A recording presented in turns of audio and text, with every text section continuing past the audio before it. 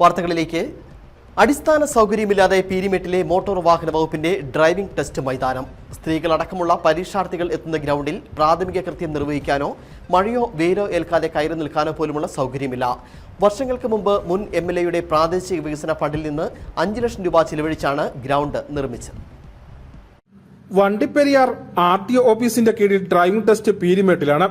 ചൊവ്വ, വെള്ളി ദിവസങ്ങളിൽ രാവിലെ 8 മുതൽ 1 മണി വരെയാണ് പരീക്ഷ നടക്കുന്നത്. H-ഉം 8-ഉം എടുത്ത ശേഷമാണ് റോഡിൽ വാഹനം ഓടിച്ച് കാണിക്കേണ്ടത്. പുലർച്ചെ 6 മണി മുതൽ ആളുകൾ പരിശീലനത്തിനും മറ്റുമായി ഇവിടെ എത്തും. സ്ത്രീകൾ അടക്കമാണ് പരീക്ഷയ്ക്ക് എത്തുന്നത്.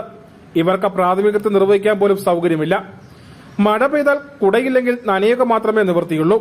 ഉദ്യോഗസ്ഥർക്ക് സർട്ടിഫിക്കറ്റ് പരിശോധനയ്ക്ക് മാത്രമുള്ള ചെറിയ ഷെഡ് മാത്രമാണ് ഇവിടെയുള്ളത്. മഴ കനത്താൽ പരീക്ഷ നിർത്തിവെക്കേണ്ടതായും വരും.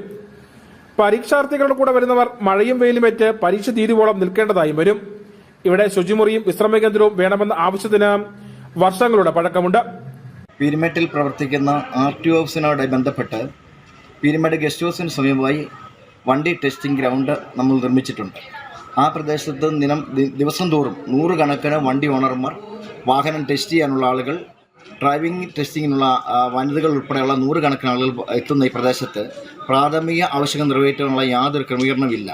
ബന്ധപ്പെട്ട അധികാരികൾ അടിയന്തരമായി ഇവിടെ ഒരു പ്രാഥമിക സൗകര്യം ഒരുക്കി കൊടുക്കണമെന്ന് പൊതുജനങ്ങൾക്ക് വേണ്ടി ഞാൻ അഭ്യർത്ഥിക്കുകയാണ്.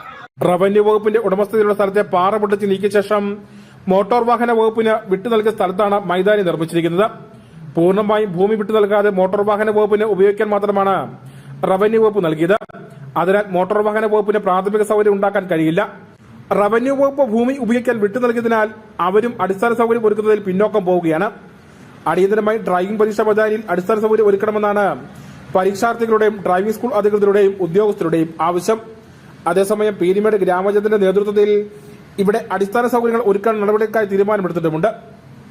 Idukki vision news, Peermade.